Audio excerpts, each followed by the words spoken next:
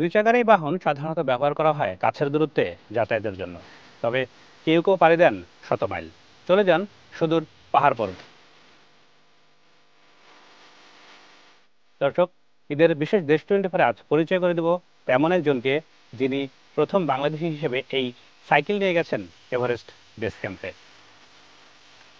দর্শক, দেখতেই পাচ্ছেন চলে এসেছে আম্মাদ বিল খয়ের, যিনি প্রথম বাংলাদেশি হিসেবে গেছেন এভারেস্ট বেস ক্যাম্পে। আজ জানবো তার পুরো গল্প সম্পর্কে।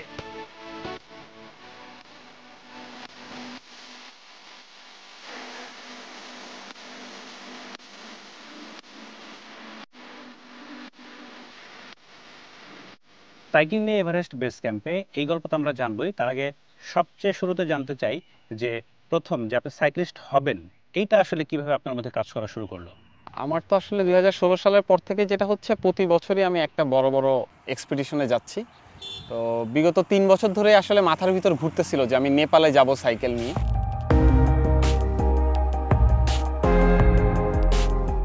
তো নেপাল যেহেতু, আসলে নেপালকে মানুষ চিনে হিমালয়ের জন্য, অনেক উঁচু উঁচু পর্বত। আমাদের দেশে তো আসলে অত উঁচু উঁচু পর্বত নাই। তো আমি প্রথমে চিন্তা করলাম তাহলে একবার এমনি নেপালে গিয়ে, নেপালের সাউথ সাইড, অর্থাৎ যেই সাইডটা হচ্ছে আপনার ইন্ডিয়ার বর্ডারের সাথে কানেক্টেড, ওই দিকটা কিছুটা নিচু, খুব একটা উঁচু পাহাড় না। তো আমি চিন্তা করলাম আগে একবার ওদিকে গিয়ে সাইকেল চালিয়ে দেখি, তারপরে হয়তো বা হিমালয়ের দিকে তাকাবো। তো সেই ধারাবাহিকতায় হচ্ছে আমি নেপালের দীর্ঘতম জাতীয় সড়ক east West highway, as a first Bangladeshi cyclist আমি 1000 কিলোমিটার পথ 9 দিনে পাড়ি দিই। ওই অভিযানটা মূলত ছিল নেপালকে জানা। তো এরপরে আসলে ধীরে ধীরে হিমালয়ের পরিকল্পনা, এভারেস্ট বেস ক্যাম্পের পরিকল্পনা। এভারেস্ট বেস ক্যাম্পে যাওয়ার যে শুরুর দিন, হয়তো আপনি বাংলাদেশ থেকে যাচ্ছেন, এখান থেকে শেষ পর্যন্ত কতদিন সময় লেগেছে আর পুরো গল্পটা আমাদের একটু জানাবেন। 2024 সালের 15 অক্টোবর আমি ঢাকা থেকে কাঠমান্ডুর জন্য রওনা দিই, এবং শেষ প্রস্তুতির জন্য আমি নেপালের অন্যতম জনপ্রিয় trekking route Annapurna base camp, প্রায় 6 দিনের একটা ট্রেকিং রুট, ওইটা আমি ট্রেকিং করি। এবং আমি ফার্স্ট টাইম প্রায় 4000 মিটার উচ্চতায় আমার ব্যাগ নিয়ে উঠি। এটা মূলত আমার এই অভিযানের একটা শেষ প্রস্তুতি ছিল। এবং এরপরে আমি 29 অক্টোবর নেপালের রাজধানী কাঠমান্ডু থেকে মূলত আমার সাইক্লিং সফর শুরু করি এভারেস্ট বেস ক্যাম্পের উদ্দেশ্যে। আর পুরো অভিযানের কথা যদি বলি, আমাকে সাইক্লিং করতে হয়েছে কাঠমান্ডু থেকে কাঠমান্ডু টোটাল 37 দিন। যাওয়ার পথে যে চ্যালেঞ্জগুলো ছিল সেগুলো আসলে কেমন? যেহেতু নেপাল দেশটা আসলে পাহাড়ে ভরা, আপনার আঁকাবাঁকা উঁচু নিচু পাহাড়ি রাস্তাতেই আমাকে সাইক্লিং করতে হয়েছে। আমি যাওয়ার ঠিক 1 মাস আগেই নেপালে আপনার প্রচুর ল্যান্ডস্লাইড হয়েছে এবং বন্যা হয়েছিল।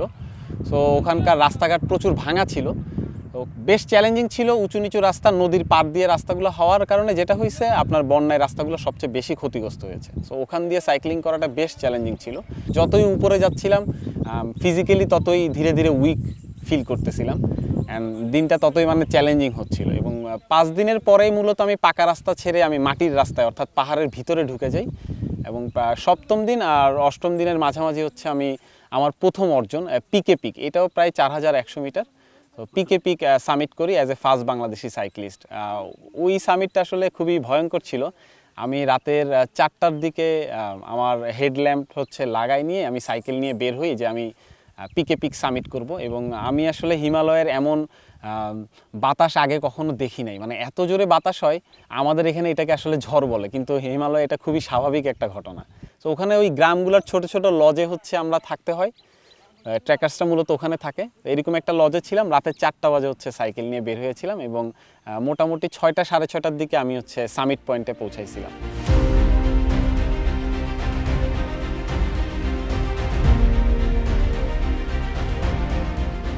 আর আমাদের এই সফরে শুধু এভারেস্ট বেস ক্যাম্প না, আমরা টোটাল 8টা অর্জনের উদ্দেশ্যে গিয়েছিলাম।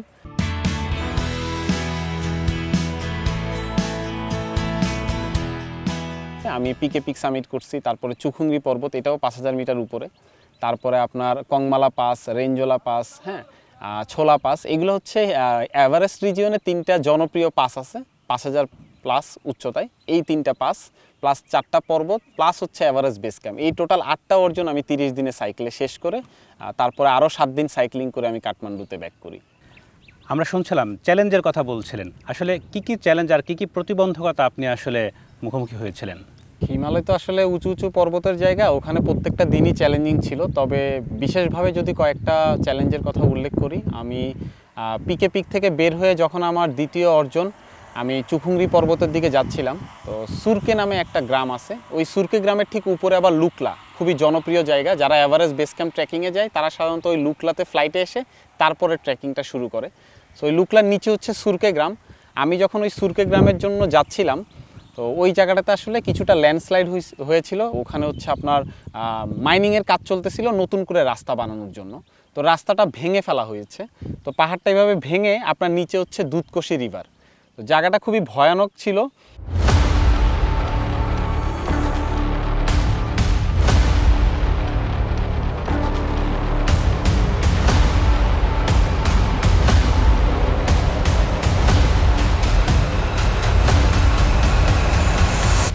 এবং ওই জায়গাটা হচ্ছে মূলত আমাকে সাইকেল নিয়ে পার হইতে হবে, এবং এটা খুবই চ্যালেঞ্জিং একটা কাজ ছিল। এবং ওই মুহূর্তে আসলে আমাকে দ্রুতই সিদ্ধান্ত নিতে হয়েছে কি আমি যাব কি যাব না। তো আমি যেটা করি, আমার সাইকেলের প্রত্যেকটা ব্যাগ খুলে ফেলি এবং প্রত্যেকটা ব্যাগ আমি আলাদা আলাদাভাবে পার হয়ে পার করতেছিলাম। এবং জায়গাটা এতটাই ঢালু, ওখান থেকে যদি আমি নিচে পড়ি, মানে আমার আসলে বেঁচে থাকার সম্ভাবনা খুবই কম ছিল। এবং নিচে হচ্ছে এভারেস্টের সেই জনপ্রিয় দুধকোশি রিভার, এবং এটার এত স্রোত, ওখানে আসলে যদি কোনো কিছু পড়ে সেটাকে খুঁজে পাওয়া খুবই মুশকিল। তো ওইটা পার হওয়ার পরে আমি আসলে রিয়েলাইজ করছি যে আমি কতটা রিস্ক নিয়ে আমি এটা পার হয়েছি। আরও একটা বিশেষ ঘটনা যদি বলি, কংমালা পাস এভারেস্ট রিজিয়নের 3টা পাসের ভিতরে সবচেয়ে মোস্ট ডেঞ্জারাস এবং টাফেস্ট পাস বলা হয় কংমালা পাসকে। এটাও প্রায় 5,500 মিটার উচ্চতায়, প্রায় 18,000 ফুট উপরে। তো এটার হচ্ছে এক সাইড আপনার রক, বড় বড় পাথর, আর অন্য পাশটা হচ্ছে পুরো বরফের একটা স্লাইড, মানে পুরো পাহাড়টা হচ্ছে বরফ। তো সাধারণত বরফে যেটা হয়, মানে অন্য সাধারণ পাহাড়ে আপনি পড়ে গেলে গাছ বা পাথর কোনো কিছু ধরার একটা সুযোগ থাকে, বাট বরফের হিমালয়ে যেটা হয়, আপনি যদি স্লিপ করেন আপনাকে সোজা নিচে নিয়ে যাবে, আপনি কোনো কিছু আর ধরার সুযোগ পাবেন না। আমি প্রায় 4:30টার দিকে কংমালা পাসের টপে উঠি, এরপরে বাংলাদেশের ফ্ল্যাগ ওখানে উড়াই।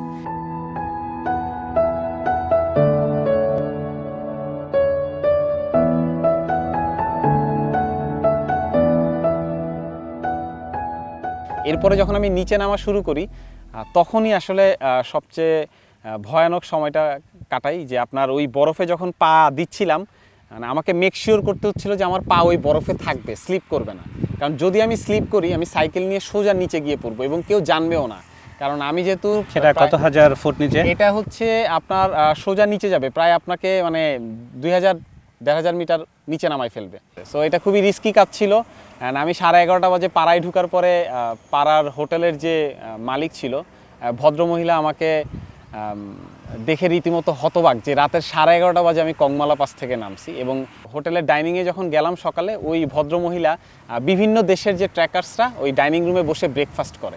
তো উনি হচ্ছে আমাকে মাঝখানে দাঁড়া করায় দিয়ে সবার অ্যাটেনশন নিয়ে বলল যে মীর তাম্মাদ বাংলাদেশ থেকে আসছে, একটা পাগল ছেলে, সে তো কালকে রাতের 11:30টায় কংমালা পাস থেকে নামছে। এবং রীতিমতো বাহিরের দেশের যে ট্রেকার্সরা ছিল ওনারা মানে হতভম্ব হয়ে যায় যে বাংলাদেশের মতো একটা ছোট্ট দেশ থেকে একটা ছেলে এসে এরকম দুঃসাহসী কোনো একটা কাজ করতেছে। তো বিষয়টা আমার জন্য খুবই গর্বের সময় ছিল, ওনারা যখন আমার দেশ নিয়ে কথা বলতেছে।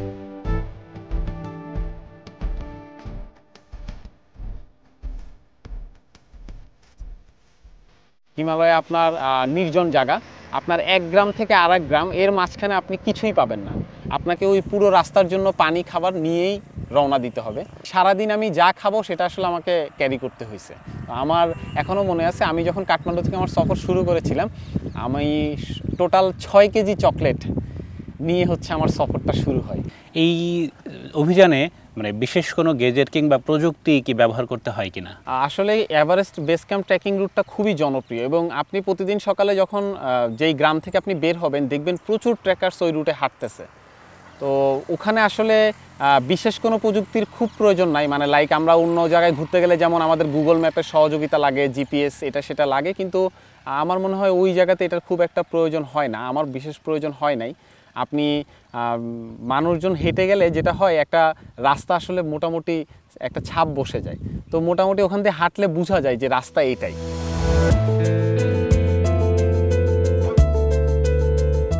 এই অভিযানের ক্ষেত্রে তো একটা ফান্ডিংয়ের একটা বিষয় থাকে, সেক্ষেত্রে এটা আসলে স্পন্সরের মাধ্যমে কি জোগাড় হয় নাকি নিজের মাধ্যমে গিয়েছিলেন? এভারেস্ট বেস ক্যাম্প এক্সপিডিশনটা তো আসলে একটু এক্সপেন্সিভ, কারণ হিমালয়ে আসলে ওই যে যেটা আপনাকে বললাম, উঁচু জায়গায় যত উঠবো ততই আপনার থাকা খাওয়া সব কিছুর খরচই বেড়ে যায়। তো এখানে আসলে একটা বেশ বড় অঙ্কের টাকার প্রয়োজন। আমি যদি আমার সফরের কথাই বলি, পূর্ব প্রস্তুতি এবং সফর চলাকালীন সব কিছু মিলে আমার প্রায় 5 লক্ষ টাকার কাছাকাছি খরচ হয়েছে। তো এটা আসলে একটা বেশ বড় অঙ্ক ছিল, এবং আমি সফরে যাওয়ার প্রায় 3 মাস আগে থেকেই দেশের সুনামধন্য বিভিন্ন কোম্পানির কাছে গিয়েছিলাম আমার এই সফরে ওনাদের সঙ্গী হওয়ার জন্য। তো ওনারা আসলে খুব একটা পজিটিভ রেসপন্স করে নাই। তারপরও আমরা শেষ মুহূর্তে প্রায় 5-6টা কোম্পানি থেকে কিছুটা সহযোগিতা পেয়েছিলাম, অ্যান্ড ওই সহযোগিতা প্লাস আমরা কিছুটা পাবলিক ফান্ডিংও করেছিলাম।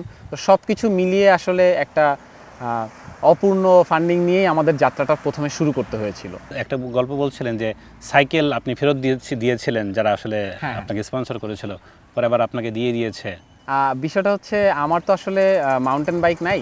তো এভারেস্টের এই হিমালয়ের অফ ট্রেল রোডের জন্য আসলে মাউন্টেন বাইক বিশেষ প্রয়োজন। তো ঢাকার সাইকেল গিয়ার মূলত আমাকে এই সাইকেলটা দিয়েছিল, যে এটা নিয়ে যেন আমি এই অভিযানটা সফলভাবে শেষ করতে পারি। তো অভিযান শেষ করার পরে আমি সাইকেলটা ওনাদেরকে যখন ফেরত দিতে চাই, ওনারা হচ্ছে, যেহেতু এটা দিয়ে আমি বাংলাদেশের হয়ে এত সুন্দর একটা রেকর্ড করেছি, তো ওনারা আমাকে বলে যে এই সাইকেলটা যেন আমি স্মৃতি হিসাবে রেখে দিই। এই সেই সাইকেল যেটা নিয়ে আমি হিমালয়ের বুকে গিয়েছিলাম। এভারেস্ট বেস ক্যাম্পে যে জয়, যে মুহূর্তে আপনি এই লাল সবুজের পতাকা উড়ালেন, মানে সেই সময়ের অনুভূতিটা আসলে কেমন? সবচেয়ে বেশি যেই জিনিসটা ভালো লাগতেছিল, ওখানে আসলে বিভিন্ন দেশের ট্রেকার্সরা পৌঁছাইছে ট্রেকিং করে হেঁটে হেঁটে। তো ওরা যখন দেখছে একটা ছেলে সাইকেল নিয়ে আসছে, আমাকে জিজ্ঞেস করতেছিল কোন দেশ থেকে আসছো। অনেকে আমাদের দেশের পতাকা চিনতেছিল না। তো যখন আমি বলতেছিলাম আমি বাংলাদেশ থেকে আসছি, ওনারা খুবই অ্যাপ্রিসিয়েট করতেছিল যে বাংলাদেশ থেকে ছেলেটা সাইকেল নিয়ে এভারেস্ট বেস ক্যাম্পে চলে আসছে। এটা তো আসলে অনেক বড় একটা বিষয়। এবং যখন আমি আসলে আমার দেশের বড় পতাকাটা, ওই এভারেস্ট বেস ক্যাম্পে একটা বড় পাথর আছে, সবাই ওই পাথরটাতে গিয়ে ছবি তুলে। আমার এখনও মনে আছে ওই পাথরটার উপরে যখন আমি ফ্ল্যাগটা উঁচু করে ধরলাম, তো ওই মুহূর্তটা আসলে ভাষায় প্রকাশ করতে পারবো না, এত ভালো লাগতেছিল।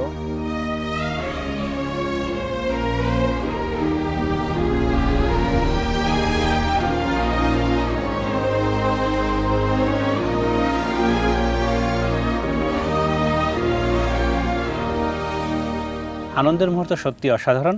আপনার এই সাহসী অভিযান তো বলা যায় যে আসলে আপনার জীবনটাকে একটা ভিন্ন মাত্রায় নিয়ে গেছে। তো এখন আসলে নতুন কি পরিকল্পনা করছেন?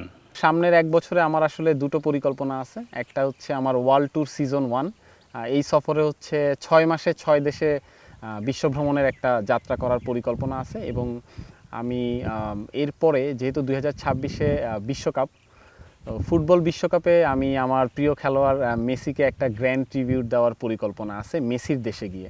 এর আগেও কি মেসিকে নিয়ে কোনো ট্রিবিউট দিয়েছিলেন? হ্যাঁ, আমি গত বিশ্বকাপে মেসি যখন তার ফাইনাল ম্যাচ খেলতে নামে, তখন আমি একটা উইশ করেছিলাম যে যদি মেসি তার ফাইনাল ম্যাচটা জিতে যায় এবং বিশ্বকাপ জয় করতে পারে, আমি তার ক্যারিয়ারের এই 1003টা ম্যাচের জন্য তাকে 1003 কিলোমিটার ট্রিবিউট দিব। এবং আমরা জানি যে মেসি এবারে ওয়ার্ল্ড কাপ জিতে যায়। তো ওয়ার্ল্ড কাপ জেতার পরে যেটা হয়, আমি আমাদের দেশের দীর্ঘতম জাতীয় সড়ক টেকনাফ থেকে তেঁতুলিয়া প্রায় 1003 কিলোমিটার পথ সাইকেলে পাড়ি দিই। এবং এটা নিয়ে আসলে আর্জেন্টিনার মিডিয়াতে এবং ওয়ার্ল্ড ওয়াইড বিভিন্ন মিডিয়াতে বেশ অনেক নিউজ হয়। তখন হচ্ছে আমাকে আর্জেন্টাইন মিডিয়া জিজ্ঞেস করেছিল যে ভবিষ্যতে মেসির শহরে বা মেসির দেশে সাইক্লিং করার কোনো স্বপ্ন আছে কিনা। তো আমার একটা স্বপ্ন আছে, যেহেতু এবারে 26-এর ওয়ার্ল্ড কাপ আমরা ধরে নিতে পারি যে মেসির শেষ ওয়ার্ল্ড কাপ। আমি চাচ্ছিলাম যে আর্জেন্টিনার সাউথের শেষ পয়েন্ট, অর্থাৎ ওইটা কিন্তু আবার পৃথিবীরও সাউথের শেষ পয়েন্ট, ওখান থেকে প্রায় 4700 কিলোমিটার পথ সাইকেল চালিয়ে মেসি যেই শহরে জন্মগ্রহণ করেছে, রোজারিও, এই 4700 কিলোমিটার পথ আমি সাইকেলে পাড়ি দিয়ে মেসিকে একটা গ্র্যান্ড ট্রিবিউট দিতে চাই। এখন তো আপনি সাইক্লিস্ট নন, শুধু হয়তো কন্টেন্টও ক্রিয়েট করছেন। সেই ক্ষেত্রে আপনার পুরো টিমে কারা কারা আছে বা কারা আপনাকে সহযোগিতা করছেন? আচ্ছা, আমি যদি বলি এখন যেটা হয়, আমি সফরে যখন যাই, আমি এখনও সফরে একাই যাই এবং সফর চলাকালীন ফিজিক্যালি ওখানে আমি একাই থাকি। কিন্তু যেহেতু এখন অনলাইনে আমি কন্টেন্ট বানাচ্ছি এবং আমার যে স্পোর্টস অ্যাডভেঞ্চারের অভিজ্ঞতা, সেটা আমি আমার শুভাকাঙ্ক্ষী প্লাস তরুণ প্রজন্মের সাথে শেয়ার করি, ওইখানে আসলে অনলাইনটা হ্যান্ডেল করার জন্য একটা টিমের প্রয়োজন হয়। তো ওখানে আমাদের কিছু বন্ধুবান্ধবীরা আছে যারা হচ্ছে আমার হয়ে পুরো অনলাইনটা তখন সামাল দেয় যখন আমি সফরে থাকি। আমাদের গল্পের শুরুতে আপনি বলছিলেন যে বাংলাদেশের যে 64 জেলা সেটা আপনি ভ্রমণ করেছেন, সেটা আমরা জানতে চেয়েছিলাম। সেই গল্পটা যদি আমাদের একটু বলতেন। আমি আসলে বাংলাদেশের 64 জেলা সাইকেলে 3বার পাড়ি দিয়েছি। তো আমি যদি একদম শুরুর দিকের কথাই বলি, 2017 সালে আমি 25 দিনে বাংলাদেশের 64 জেলা প্রথমবারের মতো পাড়ি দিই এবং ওই সফরটাই মূলত আমাকে এই স্পোর্টস অ্যাডভেঞ্চারের জগতে নিয়ে আসে। আমার এখনও মনে আছে, আমি চট্টগ্রাম থেকে শুরু করেছিলাম এবং রাতের প্রায় 2:30-3টার দিকে আমি ঘর থেকে পালিয়ে বের হয়েছিলাম। কারণ তখন আসলে একদম শুরুর দিকের কথা, আব্বু আম্মুও ভয় পেত যে আমি রাস্তায় সাইকেল চালাবো। তো রাতের 3টার দিকে আমার এখনও মনে আছে, আব্বু আম্মু তাহাজ্জুদের নামাজ পড়তে বের হবে তার ঠিক আগেই আমি সাইকেল নিয়ে পালিয়ে বের হয়ে গেছিলাম। আমার উদ্দেশ্য ছিল আমি সাইকেলে বাংলাদেশের 64 জেলা ঘুরবো। এবং সিটি গেটে আমার একটা অ্যাক্সিডেন্ট হয়, আমি আসলে প্রচণ্ড ভয়ে ছিলাম। তো ওই অ্যাক্সিডেন্ট হওয়ার পরে আমার হাতে দুটো অপশন ছিল, যে হয় ঘরে ফিরে যাও আর না হলে সামনে এগিয়ে যাও। অ্যান্ড আমি এখনও প্রাউড ফিল করি যে ওই দিন যদি আমি সাহস দেখিয়ে সামনে এগিয়ে না যেতাম তাহলে হয়তো বা আজকে আমি যেখানে বসে আছি সেটা হতো না।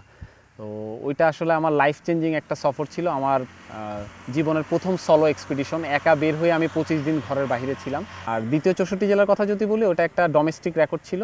আনঅফিসিয়ালি মাত্র 15 দিনে আমি বাংলাদেশের 64 জেলা অর্থাৎ 4000 কিলোমিটার পথ 2019 সালে পাড়ি দিই সাইকেলে। এবং এখন পর্যন্ত এর থেকে কম সময়ে কেউ সাইকেলে 64 জেলা ভ্রমণ করেনি। আর আমি যদি 2022-এর কথাই বলি, 22 এবং 23-এর শুরুর দিকে আমি 64 দিনে বাংলাদেশের 64 জেলা পাড়ি দিয়েছি। অর্থাৎ প্রত্যেকটা দিন আমি একটা জেলাতে এক রাত ছিলাম। এবং এটা নিয়ে আমি আমার কন্টেন্ট ক্রিয়েশনের যে একটা জার্নি, সেখানে যেটা করতাম, আমরা প্রতিদিন একটা এপিসোড তৈরি করতাম, অর্থাৎ পঞ্চগড়ে গিয়ে পঞ্চগড় নিয়ে একটা এপিসোড। এইভাবে 64 দিনে 64 জেলা সাইকেলে পাড়ি দেওয়া হয়েছে। আমরা অনেকক্ষণ ধরে বসে আছি, তো এই বসে থাকায় বেশি কষ্ট না সাইকেল চালাতে বেশি কষ্ট? আমার মনে হয় আমার জন্য বসে থাকাটাই বেশি কষ্টের। যাক, আমরা এখন একটু জানতে চাই যে বিভিন্ন প্রতিযোগিতা হয় সাইক্লিং, সেইখানে আপনার কোনো অবদান আছে কিনা? আমি আসলে 2017 সাল থেকেই রানিং এবং সাইক্লিংয়ের বিভিন্ন প্রতিযোগিতায় অংশগ্রহণ করেছি এবং দেশ বিদেশে আমার প্রায় 80টা প্রতিযোগিতায় অংশগ্রহণ করা হয়েছে। আমি যদি রানিংয়ের কথাই বলি, আমি 50-এর অধিক ম্যারাথনে অংশগ্রহণ করেছি এবং দেশের বিভিন্ন ম্যারাথনে আমার পোডিয়ামে অর্থাৎ ফার্স্ট সেকেন্ড থার্ড পজিশনে থাকা হয়েছে। আর সাইক্লিংয়ের কথা যদি বলি, আমি জাতীয় পর্যায়ে ব্রোঞ্জ এবং সিলভার মেডেল পেয়েছি। সাইকেল নিয়ে যে বিশ্ব ভ্রমণের যে পরিকল্পনা, এরকম আপনার মতো যদি নতুন কেউ আসতে চায় তাদের জন্য আসলে কি বলবেন, তাদের জন্য কি দিক নির্দেশনা থাকবে আপনার? আসলে কি, আমরা আসলে সচরাচর যেটা হয়, আমাকে ওরা ভিডিওতে যেভাবে দেখে, বিশেষ করে তরুণ প্রজন্ম, বিষয়গুলো কিন্তু খুব একটা সহজ না। অনেক অভিজ্ঞতার পরে এমন হয়। যেমন আমি যদি এভারেস্ট বেস ক্যাম্প সাইক্লিং এক্সপিডিশনের কথাই বলি, এটা যদি আমি 2018-19-এ চেষ্টা করতাম তাহলে কিন্তু আমি সফল হতাম না। এটার জন্য ফিজিক্যালি মেন্টালি যে প্রিপারেশন, সেটা আসলে অনেক কয়েক বছরের অভিজ্ঞতার পরেই আসে। সো শুরুটা করতে পারে দেশে সাইক্লিংয়ের মাধ্যমে, নিজের জেলায় বা নিজের গ্রামে সাইক্লিংয়ের মাধ্যমে। আমি যদি আরও সহজভাবে বলি, আমাদের দেশে কিন্তু এখন প্রচুর সাইক্লিং ম্যারাথন ইভেন্ট হয়, ভার্চুয়াল ইভেন্ট হয়।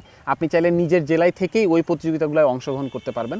আপনার মতো সাইক্লিস্ট যারা হওয়ার আগ্রহ প্রকাশ করবে, যারা আসবে, আমরাও চাই আসলে যে সবার আগে যেন নিরাপত্তাটা প্রথম থাকে।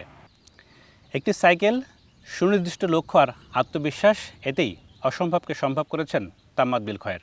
তার সামনের যে দিনগুলো, তার পরিকল্পনা, তার বাস্তবে রূপ নিক, এটাই আমাদের চাওয়া। দর্শক, ঈদের বিশেষ দেশ 24 আজকের মতো এ পর্যন্তই। এতক্ষণ সাথে থাকার জন্য সবাইকে ধন্যবাদ।